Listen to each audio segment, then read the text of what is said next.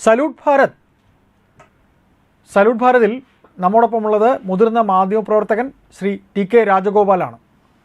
Sir നമസ്കാരം. നമസ്കാരം. നമസ്കാരം സാർ, നമ്മൾ ഇന്ന് അമേരിക്കൻ സ്വാതന്ത്ര്യ പ്രഖ്യാപനത്തിൻ്റെ 250-ാം വാർഷികം ആ ഒരു ദിവസമാണെന്ന്. 250-ാം വാർഷികമാണ്. സാർ, ഈ ദിവസത്തിൽ ഇവ അമേരിക്കൻ സമൂഹം, അമേരിക്കൻ ജനത, അമേരിക്ക എന്ന രാജ്യം, നമ്മളിപ്പോൾ ഈ പറയുന്ന പോലെ ലോകരാഷ്ട്രങ്ങൾക്കിടയിൽ ഏറ്റവും കൂടുതൽ ചർച്ച ചെയ്യപ്പെടുന്ന ഒരു രാജ്യം കൂടെയാണല്ലോ അമേരിക്ക. ഫസ്റ്റ് നിൽക്കുന്ന രാജ്യം അല്ലേ? എന്താണ് സാർ ഈ 250-ാം വാർഷികത്തിൽ മാറുന്ന ലോകം, ട്രംപിൻ്റെ ലക്ഷ്യം, അവിടുത്തെ മാറുന്ന രാഷ്ട്രീയം ഒന്ന് പറയാമോ സാർ? ചുരുക്കി പറഞ്ഞാൽ മതി. അമേരിക്കൻ ജനത എന്നും ഓർക്കുന്ന അവരുടെ അഭിമാന നിമിഷമാണിത്. ഇന്നത്തെ അഭിമാന നിമിഷമാണ് യേശുദാസ് പറഞ്ഞ ഇന്ന് 250-ാം സ്വാതന്ത്ര്യ വാർഷിക ദിനമാണ് അമേരിക്ക. ജൂലൈ 4 എന്ന് പറയുന്നത്. അതായത് പഴയ ബ്രിട്ടീഷ് കോളനി ആയിരുന്നല്ലോ, ബ്രിട്ടീഷുകാരുടെ കോളനി പ്രദേശമായിട്ട് കണ്ടിരുന്ന സ്ഥലമായിരുന്നു അമേരിക്ക എന്ന് പറയുന്നത്. ഏതാണ്ട് ഇന്ന് കറക്റ്റ് ഇന്നത്തേക്ക് 250 വർഷമായി അത് മോചിപ്പിച്ച് അമേരിക്കയായി. ഇന്നത്തെ യുണൈറ്റഡ് സ്റ്റേറ്റ്സ് ഓഫ് അമേരിക്കയാണ് അല്ലെ? അങ്ങനെ ഒരു വലിയ 50 സംസ്ഥാനങ്ങളെ രൂപം കൊണ്ടൊരു വലിയൊരു രാജ്യമായിട്ട് അത് മാറി. അതിന്ന് ലോകത്തിലെ സൂപ്പർ പവറാണ്. ലോകത്തിലെ സൂപ്പർ പവറായിട്ട് നിൽക്കുകയാണ്. എത്രയോ അത് നൂറ്റാണ്ടുകളുടെ അധ്വാനവുമാണ് അവരുടെ. 100-150 വർഷത്തെ അവരുടെ അധ്വാനവുമാണത്. അധ്വാനത്തിൽ നിന്ന് കെട്ടിപ്പടുത്തതാണ്. ലോകത്തിലെ ഏറ്റവും വലിയ സാമ്പത്തിക ശക്തിയുമാണ്, സൈനിക ശക്തിയുമാണ്. നമ്പർ 1 നമ്മൾ പറയത്തില്ല, ലോക പോലീസ് എന്ന് പറയുന്നത് അമേരിക്കയാണ്. അപ്പൊ ഈ അമേരിക്ക ഇങ്ങനെ ട്രാൻസ്ഫോം ചെയ്തതാണ്. 250 വർഷം കൊണ്ട് സ്വാതന്ത്ര്യത്തിന് കിട്ടിയ ശേഷം അവര് മാറി വന്നതാണ്. അത് ആണ് ഇതിനെക്കുറിച്ചാണ് ഇന്നിപ്പോ ട്രംപ് ശ്രദ്ധിക്കണമെന്ന് പറയുന്നത്. ലോകരാഷ്ട്രങ്ങൾ എല്ലാവരും പറയുന്നത് ഒരേ ഒരു ഒറ്റ കാര്യം എന്ന് പറയുന്നത്, ട്രംപ് തന്റെ പഴയ പാരമ്പര്യം, ആ രാജ്യത്തിന്റെ പാരമ്പര്യം ശ്രദ്ധിക്കണമെന്ന് പറയുന്നതിന്റെ കാര്യം അതുകൊണ്ടാണ്. ഈ ബ്രിട്ടനിൽ നിന്ന് മോചനം കിട്ടിയ ശേഷം എങ്ങനെയാണ് അമേരിക്കയായി മാറിയത്, ഇന്നത്തെ അമേരിക്കയായി മാറിയത്? ഒരുപാട് സംസ്കാരങ്ങള്, ജനവിഭാഗങ്ങള്, മതവിഭാഗങ്ങള്, അങ്ങനെ ധാരാളം ആളുകളുടെ കുടിയേറ്റം അവിടത്തേക്ക് ഉണ്ടായിട്ടുണ്ട്. ആ കുടിയേറ്റങ്ങളുടെ എല്ലാം മൊത്തത്തിലുള്ള ഒരാകത്തുകയാണ് ഇന്നത്തെ അമേരിക്ക എന്ന് പറയുന്നത്. അതല്ലാതെ വെള്ളക്കാരന്റെ മാത്രം ഒരു കുത്തകയായ സ്ഥലമല്ലായിരുന്നു അത്. നമുക്കറിയാവുന്നത് പോലെ കറുത്ത വർഗ്ഗക്കാർക്ക് സ്വാതന്ത്ര്യം കിട്ടി 250 വർഷമായെങ്കിലും കറുത്ത വർഗ്ഗക്കാർക്ക് എന്നാ അവിടെ വോട്ടവകാശം കിട്ടിയത് അമേരിക്കയില്? 60കളിലാണ് അല്ലെ? 1960കളിൽ മാത്രമേ കിട്ടിയിരുന്നുള്ളൂ. അതുവരെ ഒരു ഒരു വെള്ളക്കാരന്റെ മേൽക്കോയ്മ പുലർത്തിയിരുന്നതുമാണത്. അത്തരത്തിലുള്ള ഒരു സംസ്കാരം അവിടെ നിലനിന്നിരുന്നു. അപ്പൊ ഈ മാതിരി ഒരു മിക്സഡ് എക്കോണമി, അത് റിലീജിയന്, കാസ്റ്റ്, പൊളിറ്റിക്സ്, ഇതിന്റെ എല്ലാം കൂടെ ഒരു ആകത്തുകയാണ് ഇന്നത്തെ അമേരിക്ക. അപ്പൊ അങ്ങനെ വന്നപ്പോൾ ട്രംപ് തുടങ്ങിയ ഭരണാധികാരി, റിപ്പബ്ലിക്കൻസ് എന്ന് പറയുന്ന സാമ്പത്തിക പൈസയായി കഴിഞ്ഞപ്പോൾ തന്റെ കടന്നു വന്ന വഴികളൊക്കെ അങ്ങ് മറന്നു പോകുന്നു. അതാണ് ഇപ്പോഴത്തെ ഭരണാധികാരികൾക്ക് ഉണ്ടാകുന്ന ഒരു പ്രശ്നം. പ്രത്യേകിച്ച് റിപ്പബ്ലിക്കൻസിന്റെ ഒരു പ്രശ്നം അതാണ്. എന്നാൽ അവിടുത്തെ മറ്റേ ഡെമോക്രാറ്റ്സുകൾക്ക് അത്രയും പ്രശ്നങ്ങളില്ല കേട്ടോ. ഡെമോക്രാറ്റിനെ സംബന്ധിച്ചിടത്തോളം അങ്ങനെയുള്ള ഒരു വലിയ തരംഗം കാണിക്കുന്നില്ല. അവർക്ക് അറിയാം, വന്ന വഴികളെ കുറിച്ച് നല്ല ബോധവാന്മാരാണ്.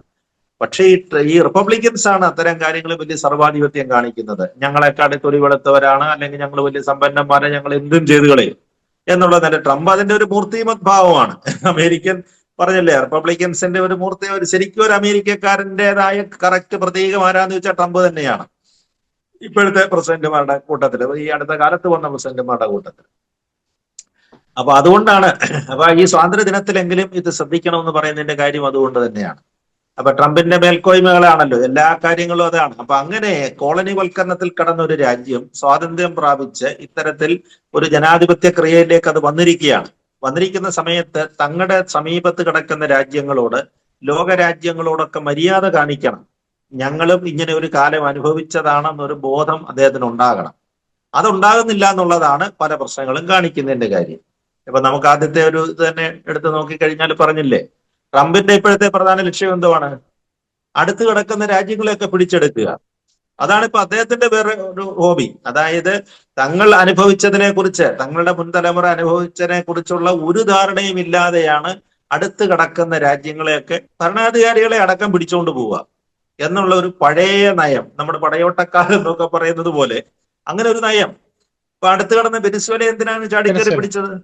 അതെ വെനിസ്വേല ഭരണാധികാരി അടക്കമാണ് പിടിച്ചോണ്ട് പോകുന്നത്. ഒരു അതെ അതെ ഭരണത്തിലിരിക്കുന്ന അധികാരിയെ വരെ സൈനിക ശക്തി ഉപയോഗിച്ച് ആരും ചോദിക്കാനും അതെ പറയാനും ഒന്നുമില്ല. അതിന്റെ കാരണം വെനിസ്വേലയെ പിടിക്കാനുള്ള കാരണം മറ്റൊരു സാമ്പത്തിക വശം കൂടെ ഉണ്ട്. അവരുടെ അതെ അതെ അതെ എണ്ണയായിരുന്നു, ക്രൂഡിലാണ് അദ്ദേഹം കണ്ണ് വെച്ചിരുന്നത്. പശ്ചിമേഷ്യൻ സംഘർഷം ഒരുപക്ഷെങ്കിലും ഉണ്ടാവും എന്നുള്ളതിന് മറ്റാരേക്കാളും അറിവുള്ള ആള് ട്രംപ് തന്നെ ആയിരിക്കും. അതെ പശ്ചിമയിൽ പ്രശ്നം ഉണ്ടാകും, ഇസ്രായേൽ അടങ്ങിയിരിക്കത്തില്ല, ഇറാനെ ആക്രമിക്കും എന്നുള്ളത് ട്രംപിന് അറിയാമായിരുന്നു. അതുകൊണ്ട് അതെ വെനിസ്വേല ചാടിക്കയറി പിടിച്ചു. അതേപോലെ തന്നെയാണ് ഇപ്പൊ ഗ്രീൻലാൻഡ്, തൊട്ടടുത്ത് കിടക്കുന്ന ഗ്രീൻലാൻഡ് പിടിക്കാനായിട്ട് ശ്രമം നടക്കുകയാണ്. അതിന് അതെ കുറെ പരിപാടികളൊക്കെ നടത്തിക്കൊണ്ടിരിക്കുന്നുണ്ട്. കുറെ വിഭാഗങ്ങളൊക്കെ കയ്യേറിയെന്നാണ് പറയുന്നത്. അമേരിക്കൻ അതെ സൈന്യം ഇറങ്ങുകയാണ് അവിടെ. അപ്പൊ അതെ അതാണ് രണ്ടാമത്തേത്. അതിനുശേഷമാണ് ഇപ്പൊ കമ്മ്യൂണിസ്റ്റുകാരെ ഇല്ലാതാക്കുക. ഉം. കമ്മ്യൂണിസ്റ്റ് ഇല്ലാതാക്കുക എന്നുള്ളത് അതിന്റെ ആഗോള മുസ്ലിം ഇസ്ലാം ഭീകരത, കമ്മ്യൂണിസം, ഇതൊക്കെയാണ് അദ്ദേഹത്തിന്റെ പ്രഖ്യാപിത ശത്രുക്കളാണ്. അപ്പൊ ക്യൂബയെ പിടിക്കാൻ ഇത്രയും കാലമായിട്ട് അവർ കിട്ടിയില്ലായിരുന്നത് അമേരിക്കയോട് എതിർത്ത് നിന്നൊരു രാജ്യമായിരുന്നു, കമ്മ്യൂണിസ്റ്റ് രാജ്യമായിരുന്നു. കൊച്ചു രാജ്യമാണെങ്കിലും അവർ വളരെ ശക്തന്മാരായിരുന്നു. നമ്മുടെ ഉത്തര കൊറിയയുടെ കാര്യം പറഞ്ഞതുപോലെ അതിശക്തന്മാരായിരുന്നു. പക്ഷെ ഇപ്പൊ ക്യൂബയെ പിടിക്കാനുള്ള ശ്രമമാണ്. അദ്ദേഹം പറഞ്ഞിരിക്കുകയാണ്, ക്യൂബയുടെ അത്യാവശ്യം അവിടത്തേക്കുള്ള സപ്ലൈ ഒക്കെ കട്ട് ചെയ്തിരിക്കുകയാണ്. അമേരിക്ക കൊടുത്തുകൊണ്ടിരിക്കുന്ന എണ്ണ, ഊർജം, ഈ രംഗത്തേക്കുള്ള സപ്ലൈ എല്ലാം കട്ട് ചെയ്തുകൊണ്ട് ക്യൂബയെ പിടിച്ചെടുക്കാൻ ശ്രമിക്കും. അതായത് എന്ന് പറഞ്ഞു കഴിഞ്ഞാൽ ലോക രാഷ്ട്രങ്ങളിലെ തങ്ങളുടെ ചുറ്റുവട്ടത്തും കിടക്കുന്നുള്ള രാജ്യങ്ങളെയും ഭരണാധികാരികളെയും അല്ലെങ്കിൽ അവിടുത്തെ സാമ്പത്തിക ക്രമങ്ങളെ മുഴുവൻ നിയന്ത്രിക്കത്തക്ക ഒരു വലിയ അധീശത്വം, ആ അധീശത്വം ആണ് ഇപ്പോൾ നമ്മൾ ഈ 250-ാം സ്വാതന്ത്ര്യ ദിനത്തിൽ ശ്രദ്ധിക്കേണ്ടത്. പ്രത്യേകിച്ച് ട്രംപിന്റെ ഭരണത്തെ നമ്മൾ ശ്രദ്ധിക്കേണ്ട ഒരു കാര്യം അതാണ്. എന്തിനായിരുന്നു അത്തരത്തിലുള്ള ജനാധിപത്യം ലോകത്ത് പുലർത്തേണ്ടതില് മുൻപന്തി നിൽക്കേണ്ടതാണ്. മുൻപന്തി നിൽക്കുന്ന അമേരിക്ക ഇത്തരത്തിലേക്ക് പോകുന്നു. ഇതാണ് ഓർമ്മിക്കണമെന്നാണ് ലോക നേതാക്കന്മാരൊക്കെ അമേരിക്ക ഓർമ്മിപ്പിക്കുന്നത്. പിന്നെ പശ്ചിമേഷ്യൻ സംഘർഷം നമുക്ക് പ്രത്യേകിച്ച് നമ്മൾ എടുത്തു പറയേണ്ട കാര്യങ്ങളൊന്നുമില്ല. ഒരാവശ്യവുമില്ലാതെ എടുത്ത് ചാടിയതാണ്, അല്ലേ? ഇസ്രായേലിന് താല്പര്യമുണ്ടാകും, ഇസ്രായേലിനെ ഇറാനെ എന്നേക്കുമായി അവസാനിപ്പിക്കണമെന്ന് താല്പര്യമുണ്ട്. അത് അവര് തമ്മിലുള്ള കുടിപ്പകയാണ്. അത് യന്മാരും മുസ്ലിം രാജ്യങ്ങളും തമ്മിലുള്ള, ഷിയ മുസ്ലിങ്ങളും തമ്മിലുള്ള കുടിപ്പകയാണ്. അത് ഒരു കാലത്തും തീരാനും പോകുന്നില്ല. ഇപ്പൊ നമ്മൾ ഈ പറയുന്നത് പോലുള്ള എഗ്രിമെന്റ് ഒക്കെ ഒപ്പിട്ടു, അല്ലെങ്കിൽ മറ്റേത് വന്നു, യുറേനിയം സമ്പുഷ്ടീകരണത്തെ പരിശോധിക്കാനായിട്ട് ഏജൻസിയെ ഞങ്ങൾ നിയമിക്കുകയും, അല്ലെ ഹോർമൂസ് കടലെടുത്ത് തുറന്നു കൊടുക്കും, അതിന് തയ്യാറായി, ഇങ്ങനെ തീർമാനങ്ങളും പ്രസ്താവനകളൊക്കെ വരുന്നുണ്ട്. ഇടയ്ക്കിടയ്ക്കൊക്കെ യുദ്ധം നിൽക്കുന്നുമുണ്ട്. എനിക്ക് തോന്നുന്നത് ഇപ്പൊ ജൂലൈ 9 ഇറാന്റെ പരമോന്നത നേതാവായിരുന്ന ഖമേനിയുടെ സംസ്കാര ചടങ്ങ് നടക്കാൻ പോവുകയാണ്. അപ്പൊ അതിന് ഇനി ഏതാനും ദിവസങ്ങൾ, 4-5 ദിവസം മാത്രമേ ബാക്കിയുള്ളൂ. എനിക്ക് തോന്നുന്നത് ആ സമയത്തേക്കുള്ള ഒരു വെടിനിർത്തല് അല്ലെങ്കിൽ ശാന്തതയാണോ അവിടെ കാണുന്നതെന്ന് പോലും നമുക്ക് സംശയിക്കേണ്ടി വരും. കാരണം ട്രംപിന്റെ സ്വഭാവം അങ്ങനെയാണ്. ട്രംപിന്റെ സ്വഭാവം പല തവണ അദ്ദേഹം പറഞ്ഞിട്ടുണ്ടല്ലോ, ഞാൻ ഇതാ യുദ്ധം നിർത്താൻ പോകുന്നു, ഒന്നുമില്ല, പ്രശ്നങ്ങളൊന്നുമില്ല, ഇറാനുമായിട്ടെല്ലാം ധാരണയായി എന്ന് പറഞ്ഞ വാക്ക് നമ്മൾ വായിച്ചു തരുന്നതിന് മുമ്പേ അടുത്ത പരിപാടി തുടങ്ങിക്കഴിയും. ഇറാനും അടങ്ങിയിരിക്കത്തില്ല. അവരെ സംബന്ധിച്ചിടത്തോളം അങ്ങനെയാണ്. ഇസ്രായേലിനെ തീർക്കുക, അവരുടെ പറഞ്ഞില്ലേ, കഴിഞ്ഞ ദിവസം അവർ പ്രഖ്യാപിച്ചത് കേട്ടില്ലേ, ഞങ്ങളത് മോചിപ്പിക്കുമെന്ന് തന്നെയാണ് അവർ പറയുന്നത്. യുദ്ധം അവസാനിച്ചിട്ടില്ല എന്ന് തന്നെയാണ് ഇറാന്റെ നേതാക്കന്മാരൊക്കെ പറയുന്നത്. അവരുടെ റവല്യൂഷണറി ഗാർഡിന്റെ പ്രസ്താവന അത്തരത്തിലാണ് വരുന്നത്. ഇസ്രായേലിൽ നിന്നുള്ള രാജ്യം ഇല്ലാതാക്കും ഞങ്ങൾ. അതാണ് ഇസ്രാറിന്റെ പ്രഖ്യാപനം. ഇസ്രായേലിന്റെ പ്രഖ്യാപനം ഇറാൻ എന്നൊരു രാജ്യം ഞങ്ങൾ ഇല്ലാതാക്കും എന്നുള്ളതാണ്. ഇപ്പൊ നേതാവിനെ മാത്രമല്ലേ കൊന്നുള്ളൂ, പക്ഷെ ഒരു നേതാവിനെ കൊന്നെങ്കിലും എത്രയോ നേതാക്കന്മാർ അവർക്ക് 2-3 നിരയിലായിട്ടുണ്ടെന്നുള്ളത് തെളിയുകയും ചെയ്യുന്നുണ്ട്. അപ്പൊ അതുകൊണ്ടാണ് പറഞ്ഞത്, ആവശ്യമില്ലാതെ അമേരിക്ക ചെന്ന് തലവെച്ചു കൊടുത്തൊരു കാര്യമാണിത്. ഇത് വലിയ ദോഷകരമാണ്. ഇപ്പൊ ഈ സ്വാതന്ത്ര്യദിനം ആഘോഷിക്കുന്ന അവസരത്തില് ട്രംപിന് കിട്ടിയ ഏറ്റവും വലിയ അടികളിലൊന്നാണ് ഈ യുദ്ധം. അദ്ദേഹത്തിന്റെ പോപ്പുലാരിറ്റിയിൽ ഏതാണ്ട് നല്ല ശതമാനം, 25-30% ഇടിവുണ്ടായിട്ടുണ്ടെന്നാണ് അവിടുന്ന് ചില റിസർച്ച് കാര്യങ്ങളൊക്കെ പറയുന്നത്. കാരണം ജനത്തിന് ജീവിക്കാൻ പറ്റുന്നില്ല. സാമ്പത്തികമായിട്ടൊക്കെ ശരിയാണ്, ഡോളറാണ് ഏറ്റവും വലിയ കറൻസി എന്നൊക്കെ പറഞ്ഞു കഴിഞ്ഞാലും ജീവിക്കാൻ പറ്റുന്നില്ല. ആ ഒരു സാഹചര്യത്തിലേക്ക് പോവുകയാണ് കാര്യങ്ങൾ. അവിടുത്തെ പറഞ്ഞില്ലേ, നമ്മുടെ നാട്ടിലെ എണ്ണയ്ക്കും വേണ്ടി ക്രൂസിനൊക്കെ 10 രൂപ കൂട്ടിയ സമയത്ത് നമ്മൾ വലിയ വിപ്ലവവും പ്രശ്നങ്ങളും ഒക്കെ ഉണ്ടാക്കി. ഇതൊക്കെ ഇറക്കുമതി ചെയ്യുന്ന രാജ്യമാണെന്ന് ആലോചിക്കണം. അമേരിക്കയിൽ 50% വരെയാണ് എണ്ണ ഇന്ധനങ്ങളുടെ വില കൂടിയിരിക്കുന്നത്. വലിയ ചെലവും ദുരിതവുമാണ്. ഞാൻ ഇടയ്ക്കൊന്ന് ഇടപെടുകയാണ്. അതായത് സർ, ഈ 250-ാം വാർഷികം ആഘോഷിക്കുമ്പോൾ, അതായത് ഈ ട്രംപ് അവരുടെ പ്രസിഡന്റായിട്ട് ഇരിക്കുമ്പോൾ, ഈ ലോകത്ത് മാറി വരുന്ന രാഷ്ട്രീയത്തെക്കുറിച്ച് എന്താണ് സാർ? ഈ അമേരിക്കയെ നിർത്തിക്കൊണ്ട് തന്നെ മാറുന്ന രാഷ്ട്രീയം എന്താണ്? ലോകം എങ്ങനെയാണ് മാറിക്കൊണ്ടിരിക്കുന്നത്? അത് അമേരിക്ക എങ്ങനെ മനസ്സിലാക്കുന്നു? എങ്ങനെയാണ് സാർ അത്? അതായത് അയ്യപ്പദാസെ, അത് തന്നെ ഞാൻ പറഞ്ഞു വന്നത്. സൂപ്പർ പവറുകൾ നമ്മൾ പറഞ്ഞ അമേരിക്ക, റഷ്യ, ചൈന, ഇവര് മൂന്ന് പേരുമാണ് ത്രികക്ഷികളാണ് ഏറ്റവും വലിയ സൈനിക ശക്തികൾ, സാമ്പത്തിക ശക്തികൾ എന്നുള്ളത് സത്യമാണ്. സത്യമാണ്, അത്തരം കാര്യങ്ങളിലൊന്നും സംശയമൊന്നുമില്ല. പക്ഷെ റഷ്യയുടെ ഈ പറഞ്ഞ ഒരു പഴയ USSRന്റെ ഡിവിഷന് ശേഷം ആണ് അവർക്കൊരു ചെറിയ, പക്ഷെ നമുക്ക് പറയാൻ പറ്റുന്നില്ല അവരുടെ ശക്തി എന്താണെന്ന് നമുക്ക് ഇപ്പോഴും പറയാം. കാരണം വളരെ സമ്പുഷ്ടമായ രാജ്യമാണ്. ഇപ്പൊ എണ്ണയാണേലും മറ്റേ പ്രകൃതി വാതകങ്ങളെ കൊണ്ടൊക്കെ വളരെ സമൃദ്ധിയുള്ള രാജ്യങ്ങളാണ് ഇതൊക്കെ, റഷ്യ എന്ന് പറയുന്നത്. അപ്പൊ അവരെ സംബന്ധിച്ചിടത്തോളം അത്തരത്തിലുള്ള ഒരു പ്രശ്നം ഉണ്ടോ എന്ന് എനിക്ക് തോന്നുന്നില്ല. പക്ഷേ എങ്കിലും രണ്ടാം സ്ഥാനത്ത് തന്നെ റഷ്യ ഉണ്ടെന്നാണ് പറയുന്നത്. എല്ലാ തരത്തിലും ശക്തിയാണ്. മറ്റൊരു ശക്തിയാണ് ചൈന. ചൈനയും അതുപോലെ തന്നെയാണ്. ചൈന അവർക്ക് സാമ്പത്തികപരമായിട്ട് ഇപ്പൊ ഇത്തരത്തിലുള്ള പ്രകൃതി വിഭവങ്ങളിൽ കുറവാണെങ്കിലും, അതായത് എണ്ണ അവര് ക്രൂഡ് ഒക്കെ വാങ്ങിക്കുന്ന രാജ്യവും ലോകത്തിലെ ഏറ്റവും ജനസംഖ്യയുള്ള രാജ്യവുമായതുകൊണ്ട് അവർക്ക് അത്തരത്തിലുള്ള ചെലവുകൾ വരുന്നുണ്ടെങ്കിലും ചില രംഗങ്ങളില് ഇപ്പൊ അപൂർവ ധാതുക്കള്, ടെക്നോളജി രംഗങ്ങളിലൊക്കെ ഒരു വലിയ കുത്തകയാണ്. അമേരിക്കൻ പേറ്റന്റ് ഇല്ലാത്ത ഏതെങ്കിലും ഉൽപ്പന്നം ഇന്ന് ലോകരാജ്യങ്ങളിലുണ്ടോ? ക്ഷമിക്കണം, ചൈനീസ് പേറ്റന്റ് ഇല്ലാത്തത്. ചൈന ഏതാണ് പറയുന്നത്? ചൈനയെ സംബന്ധിച്ചിടത്തോളം അവരുടെ ഏറ്റവും വലിയ പ്രശ്നം നേട്ടവും അത് തന്നെയാണ്. എന്ത് സാധനങ്ങൾ നമ്മുടെ മാർക്കറ്റിൽ കിട്ടുന്ന സേഫ്റ്റി പിന്ന് വരെ നമുക്കറിയാമല്ലോ അയ്യപ്പദാസെ.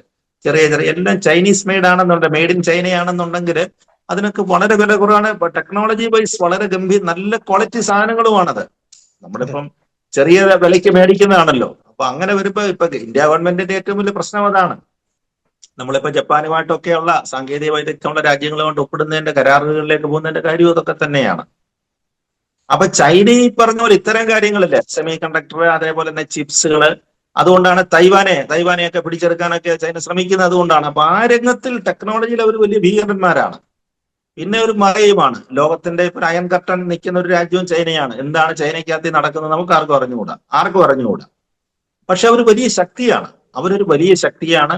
ഈ പശ്ചിമേഷ്യൻ സംഘർഷത്തില് ഇറാനെ പരോക്ഷമായി സഹായിച്ചത് ചൈനയാണെന്നാണ് പറയുന്നത്. കാരണം ഇറാനെ സംബന്ധിച്ചിടത്തോളം അതെ. അപ്പൊ അത്തരത്തിലുള്ള അപ്പൊ ഈ ലോകക്രമം മാറുകയാണ്. അതായത് അമേരിക്കൻ സൂപ്പർമസി എന്നുള്ളത് ലോകത്തില്ലാതാവുന്നു. അമേരിക്കയാണ് രാജ്യത്തെ മുഴുവൻ നിയന്ത്രിക്കുന്നത്. ഞങ്ങളുടെ കീഴിലാണ് ബാക്കി എല്ലാ പോലീസ് സ്റ്റേഷൻ എന്നുള്ളൊരു മട്ടിലേക്ക് അതങ്ങ് മാറുകയാണ്. പോലീസ് ഹെഡ്ക്വാർട്ടേഴ്സ് ഞങ്ങളാണ്, ബാക്കി താഴെ ഉള്ളതാണെന്നൊരു സംവിധാനം അങ്ങ് മാറുകയാണ്. ഈക്വൽ പവേഴ്സാണ്. നമ്മൾ പശ്ചിമേഷ്യൻ അതാണ് തെളിയിക്കുന്നത്. ഇവര് രണ്ടുപേരും നിർണായകമായ ശക്തികളായിട്ട് മാറുകയാണ്. ഇപ്പൊ ഒരു വശത്തൂടെ ഇറാന്റെ എണ്ണ ബ്ലോക്ക് ചെയ്യുകയാണെങ്കിൽ റഷ്യ എണ്ണ കൊടുക്കുകയാണ്. ഇന്ത്യയുടെ നമുക്കും തന്നില്ലേ? എണ്ണ ഇഷ്ടം പോലെ എണ്ണ തന്നു. അതുകൊണ്ട് ഇപ്പം എന്താണ് സംഭവിച്ചത്? അതുപോലെ ഇറാന് സൈനിക സഹായം ചൈന ചെയ്യുന്നുണ്ടാവും. ഇല്ലെങ്കിൽ ഇത്രയും ദിവസം ഒന്നും പിടിച്ചു നിൽക്കാനൊക്കത്തില്ല. ഇത്തരം അതാണ് ഞാൻ പറഞ്ഞ അയ്യപ്പദാസ് ചോദിച്ച ചോദ്യത്തിന്റെ ഉത്തരം അത് തന്നെയാണ്. ലോകക്രമം മാറുകയാണ്. അമേരിക്ക പക്ഷേ ട്രംപിന്റെ ഇപ്പോഴും വിചാരം പുള്ളി തന്നെയാണെന്നുള്ളത്. അപ്പൊ കഴിഞ്ഞ ദിവസം തന്നെ 4 ദിവസം പുള്ളിക്ക് അടി കിട്ടിയത് കണ്ടില്ലേ? അമേരിക്കൻ പൗരത്വം. ലോകരാജ്യങ്ങളിൽ നിന്ന് ഒരുപാട് കുടിയേറ്റം ഉണ്ടാകുന്നുണ്ട്. അപ്പൊ പുള്ളി ഒരു പൗരത്വ നിയമം കൊണ്ടുവന്നു. അമേരിക്കയിൽ ജനിക്കുന്ന കുട്ടികൾക്ക് പൗരത്വം കൊടുക്കുന്ന ഏർപ്പാട് ഞാൻ പുനഃപരിശോധിക്കുമെന്ന്. സുപ്രീം കോടതി എടുത്ത് ദൂരെ കളഞ്ഞില്ലേ അത്? കാരണം പുള്ളി പറയുന്നത് ഇന്ത്യ അടക്കമുള്ള രാജ്യങ്ങളിൽ നിന്ന് നമ്മൾ പറയുന്നത് പ്രസവിക്കുന്നതിന് 10 ദിവസം മുമ്പ് അമേരിക്കയിൽ ചെല്ലും, എന്നിട്ട് അവിടെ ചെന്ന് പ്രസവിച്ചിട്ട് അവിടുത്തെ സിറ്റിസൺഷിപ്പ് അവകാശപ്പെടുന്നു. അത് ഞാൻ അനുവദിക്കത്തില്ല. അതാണ് പുള്ളി പറയുന്നത്. അങ്ങനെ പ്രസവിക്കാനായിട്ട് വരുന്ന ആളുകളുടേതായ ഒരു പ്രസവ വാർഡൊന്നും അല്ല അമേരിക്ക എന്നൊക്കെ പറഞ്ഞായിരുന്നു പുള്ളിയുടെ പ്രസ്താവന വന്നത്. അത് ആ നിയമം നിരോധിക്കാനൊക്കെ ഉള്ള പരിപാടിയിലേക്കൊക്കെ പുള്ളി നീങ്ങാനായിട്ട് നിയമം കൊണ്ടുവരികയും ചെയ്തു അതിനകത്ത്. പക്ഷെ ഇന്നലെ 4 ദിവസം മുമ്പ് സുപ്രീം കോടതി എന്താ എടുത്തു കളഞ്ഞത്?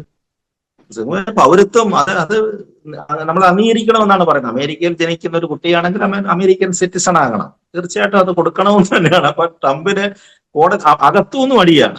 പുറത്തുനിന്നുള്ള ലോകരാജ്യങ്ങളിൽ നിന്ന് അടിയും കിട്ടുന്നുണ്ട്, അകത്തുനിന്നുള്ള അടിയും കിട്ടുന്നുണ്ട്. ഒന്നും പറയാനൊക്കത്തില്ല കേട്ടോ. സാർ, അപ്പോൾ നമ്മൾ നമ്മുടെ സംസാരത്തിന്റെ അവസാനം നമ്മൾ എത്തുമ്പോൾ ഈ 250-ാം വർഷം ആഘോഷിക്കുമ്പോൾ അമേരിക്കക്കാർ ട്രംപ് എന്ന് പറയുന്ന പ്രസിഡന്റിൽ തൃപ്തരാണോ?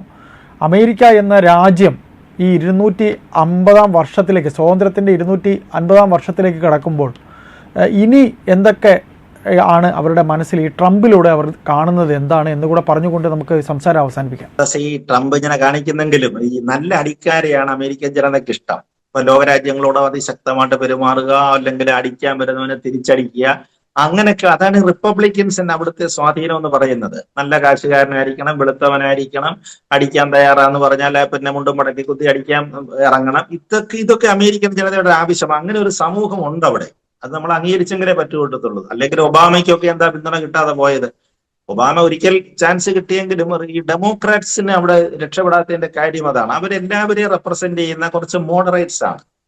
പക്ഷെ അതല്ല, വിപ്ലവം ആഗ്രഹിക്കുന്ന കുറച്ച് തലമുറയുണ്ട് അവിടെ. അത് റിപ്പബ്ലിക്കൻസിന്റെ ഒരു ഗുണം അതാണ്. അതുകൊണ്ടാണ് ട്രംപ് പിടിച്ചു നിൽക്കുന്നത്. പക്ഷേ സാമ്പത്തിക അരാജകത്വത്തില് സാമ്പത്തിക പ്രശ്നങ്ങൾ വന്നാൽ എന്ത് ചെയ്യും?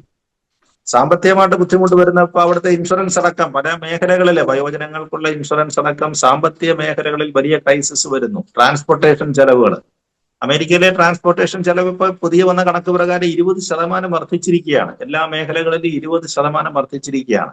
അതൊന്നും അവർ താങ്ങത്തില്ല. നിങ്ങൾ ശരിയാണ്, നിങ്ങൾ പോയി പ്രശ്നങ്ങളൊക്കെ ചെയ്തു, അടിയുണ്ടാക്കുകയോ വഴക്കുണ്ടാക്കുകയോ ലോകരാജ്യങ്ങളുടെ കുസ്തി പിടിക്കുകയോ പിടിച്ചെടുക്കുകയോ എന്ത് വേണേൽ ചെയ്തുകൊള്ളുക. പക്ഷെ ഞങ്ങൾക്ക് സുഖമായിട്ട് ജീവിക്കണം, ഞങ്ങളുടെ ജീവിത ചെലവ് കൂടാനും പറ്റത്തില്ല. ഇതാണ് അവിടുത്തെ ഒരു നയം. അതുകൊണ്ടാണ് ട്രംപിന്റെ പോപ്പുലാരിറ്റി കുറയുന്നു എന്ന് പറയുന്നത്. ട്രംപിനെ പോലെ പ്രത്യേകിച്ച് അദ്ദേഹത്തിന് 80 വയസ്സിന് മുകളിലായി. ഇനിയിപ്പോ അദ്ദേഹം മാറിക്കൊടുക്കേണ്ട സമയമാണ്. ട്രംപിന്റെ ആ ഒരു ഭരണമാറ്റത്തിനൊക്കെ ഉള്ളൊരു സമയം, ഏജ് അത്രയും കടന്നിരിക്കുകയാണ്.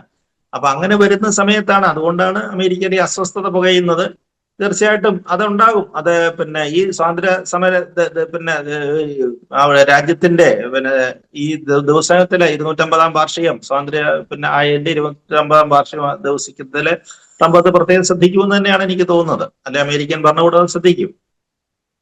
ഏതായാലും നമുക്ക് നോക്കാം. ഇനി ഒരു ഇടക്കാല തെരഞ്ഞെടുപ്പൊക്കെ വരാൻ പോവുകയല്ലേ. ഇടയ്ക്ക് ഇനിയിപ്പോൾ ഇവരുടെ ഒരു ഹിതപരിശോധന പോലെ ഒരു ഇലക്ഷനൊക്കെ വരികയല്ലേ. നമുക്ക് നോക്കാം. നമ്മളെ ലോകരാഷ്ട്രങ്ങൾ അമേരിക്കയെ ഉറ്റുനോക്കുന്ന ഈ അവസരത്തിൽ ഈ 250 വാർഷികം, അമേരിക്ക സ്വതന്ത്രമായതിൻ്റെ 250 വാർഷികം ഏറെ ചർച്ച ചെയ്യേണ്ട ഒരു വിഷയമാണ്. അതുകൊണ്ടാണ് നമ്മൾ സാറുമായിട്ട് ഈ വിഷയത്തെക്കുറിച്ച് സംസാരിച്ചത്. നന്ദി. Thank you sir.